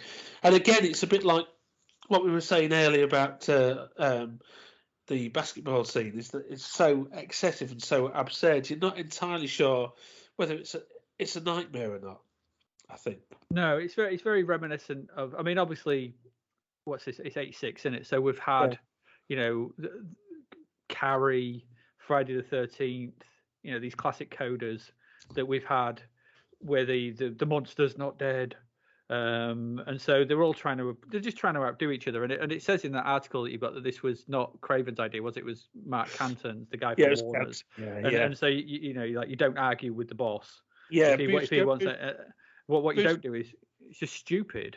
Yeah, Bruce Rubin said that robot coming out of the girl's head belongs solely to Mark Canton. You don't tell the president of Warner, but I think it was the vice president, actually, of Warner Brothers, that his idea stinks. Yeah, although you should have done, really, because it does. It's ridiculous. Because it's not clear if it's a dream or not. I mean, I thought, because I couldn't remember that ending, I think I just wiped it from my brain. So my expectation was, what I thought was going to happen was you were just going to start hearing a banging from inside the what do they call them, the morgue cubicle thing. Where they put the dead bodies and they shut them up, and everyone left, and I thought, just a nice ending. Would you just start hearing or you'd hear BB BB BB, and that would have been all right. Yeah, I get it. That's fine. But the ending they went on is. I mean, I can only think the only film I think that kind of outdoes it for stupidity was the Tim Burton Planet of the Apes one. Oh yes, yeah. Which is utterly ridiculous as well. But maybe this even outdoes that, because what is it? It must be a dream. It's got to be. The only way it can actually make any kind of logical sense is him having that dream, him having another dream. But because it's left ambiguous, you're like, is it? Is it not? Is it actually just that ridiculous? And this notion of the robot growing inside, or what is created, it would be fine if it's his fear. Yeah. But I don't know. It don't work in any way, shape, or form. No. As it's presented. No. I mean, I think one of the abiding things that I take away from Deadly Friend is it's a mess. It's a mess. But there's so much, and the studio interference facilitates this. There's so much in it that underscores that skill that Craven had demonstrated in his previous film, Nightmare on Elm Street. His ability to sort of, deliver these sequences that, through their excess, feel ambiguous, as to whether they are moments of fantasy or moments of reality within the sort of diegesis of the film, I think. Yeah, because if you think about the Johnny Depp death, Nightmare on Elm Street, it's just the like you said, the excess of blood that comes shooting out of the bed and it going up and onto the ceiling, which is this kind of blurring of the dreamscape and the reality. But it kind of works in because Nightmare on Elm Street is all about someone crossing over from dreams into reality. It works. It doesn't work here. This feels like a bad hangover after having a Nightmare on Elm Street. Yeah, exactly. This film is not about dreams coming real. No. This is about science and science bringing back people from Frankenstein. It's we said it before. It's a Frankenstein film, and so that by putting in some weird body transformation, whatever that end sequence is and it's not even BB. No, it's a new humanoid. It's not even a robot thing that looks more like Bumblebee from the new Transformers films. Yeah, it's sleek and a bit more. Maybe that's how Bumblebee came to be. Oh, I don't know. Maybe that. Maybe. Then that's why he can't. Maybe that's why he can't talk. BB then returned to his home planet, like Poochie from The Simpsons. His home planet of what's the Transformers home planet? I can't remember. Cybertron. So he returned to his own home planet of Cybertron. This is where he came from. No, it's yeah, it left me just bemused. There's no other way to really put it, because it needed some more concretization in the actual filmic world that it would, diegetic world that it was creating, but just rubbish. I mean, it doesn't work, and it is a sop to the sort of slasher movie stinger, isn't it? That's what I'm saying. Was it? I mean, probably that was started. I mean, you could say Psycho had it a little bit with the Perkins' sort of look at the camera. Yeah, a bit more subtle in Psycho. It's very subtle in Psycho, and then obviously I think Carrie really noticed the first one with the hand coming out the grave.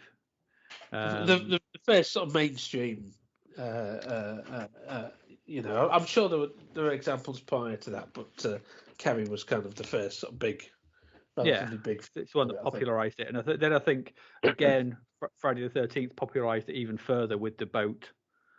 The boat sequence, and then there's probably in all of them, and then the guy at Warner Bros. Is like, well, we're gonna have that at the end. What you doing, man? We're gonna have some stinger. She's got to come back as a big old robot growing inside her. That's what I want. Make it happen. I hope he talks like that. In my mind, he does. And so they're all like, Mark, that's just a terrible idea. Make it happen, I said. But it's a really gruesome effect, isn't it, when the flesh tears. But it is again. But it's it's inconsistent with the rest of the film, and just it's not. It just makes no sense. And if it had woke up, because we've already sort of had him have a dream where Harry's head comes and visits him. Is it Harry, the dad? Is it Harry? Harry's the dad. Yeah. So he dreams about his head, doesn't he? So he'd already been having some nightmares. So you just have to have him wake up, and then it's like, oh, that's a bit silly, but at least Carrie style, Friday the 13th style. It's like it's like they forgot that. Have you edited the bit in him waking up? Oh no, it's gone to print. It's out in cinemas. You forgot to add that scene. It makes no sense now. What have you done? I don't know. So there we have it. That's the Deadly Friend. Unless there's anything majorly you want to mention, Ady. No. I mean, other than the fact that it was made for $11 million and made $9 million at the box office. Oh, made that much. Yeah. Ouch. Yeah, because you can't market this as one thing or t'other. No. It's not anything. It's studio interference at its worst. It's like, no, make it more like this. That's not what we're aiming for. Do it. And then they'll go, you're rubbish. It's like, no, you made this film rubbish. Yeah, this is what happens when you let people mess about with your. When producers and execs get involved. Yeah. And so there is a core of an okay idea here, and I think. I don't know.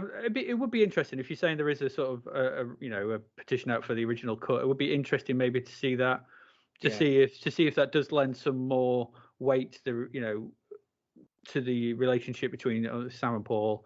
But I don't. Is it Sam and Paul? No, I got the right Sam guy? and Paul, yeah. Yeah, it's Paul, isn't it? Yeah, and Thomas the friend, isn't he? Yeah. So I don't know whether that would. I don't know. I mean, there's an interesting film that's just lost in amongst the other bits, the theme of abuse and how that can be, and the loss of a friend to something like that. They're interesting, things to explore. But this film, clearly they went, oh no, you're Wes Craven, what are you doing? Yeah, but even so, I mean, the idea of integrating some of those themes, take away all the gore stuff, integrating some of those themes into a family-friendly film, It's just no. Well, I mean, yeah, I mean, I think Craven made a bad decision, with it. I'm just, I'd just be interested to see how it would, because it could, to me, if you put those in, it's starting to sound like a sort of 4 o'clock on a Thursday afternoon Channel 5 film. Yeah. Which is not the highest praise I can load on a film. No. but you catch those films if you're bored, and it's something about Last Summer or some film called something like that, and it's about some family. I Know What You Did Last Summer. I Know What You Did Last Summer, no. But or it's My Dinner with Andre. My breakfast. What was that one in Necromantic 2 that was a parody of My Dinner with Andre? My Breakfast with I can't remember. Parody of those types of films. Yeah. So you I don't know. It'd be interesting, and it does. Reading that article you sent, there seems like quite a lot of the tonality has been changed from the book to turn it into something else, and it's not quite gelled properly, has it? Yeah, I'd agree with that. So I think we've exhausted Deadly Friend. I think we have. We have nothing more to say about the film. No, I'm going to go lie down in a morgue and cocoon myself for a little while and come out as a new shiny version of me. I'm going to write a scheme of work that involves brain surgery. I think. I think you need to. That's what I need to do. And also you need to do it with crap hands. Doing crap hands.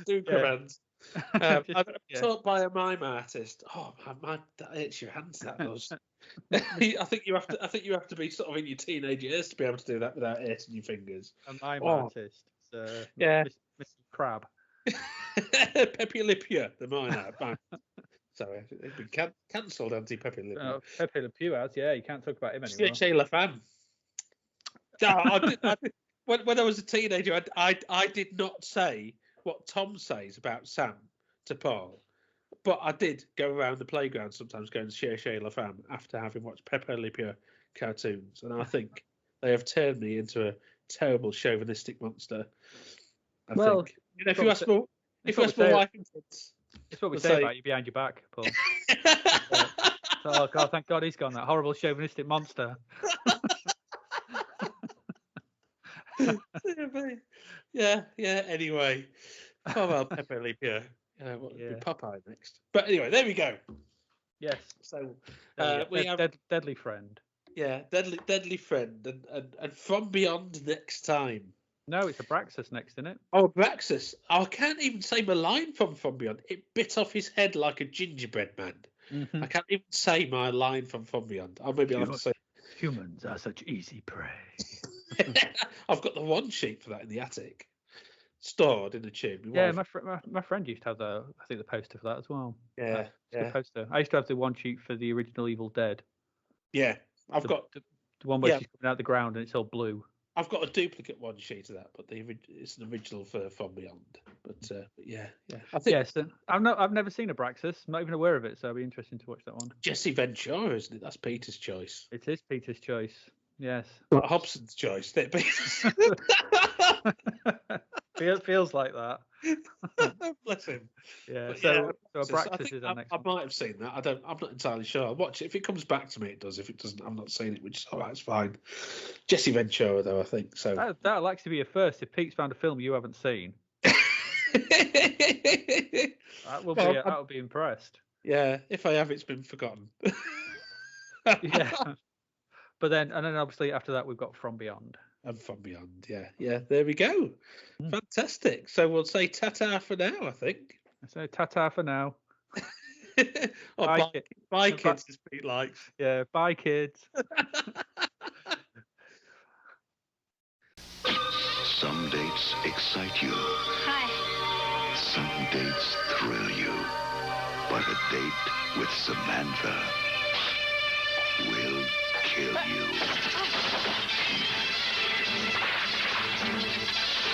From Wes Craven, the director of Nightmare on Elm Street, comes Deadly Friend. Now playing at a theater near you.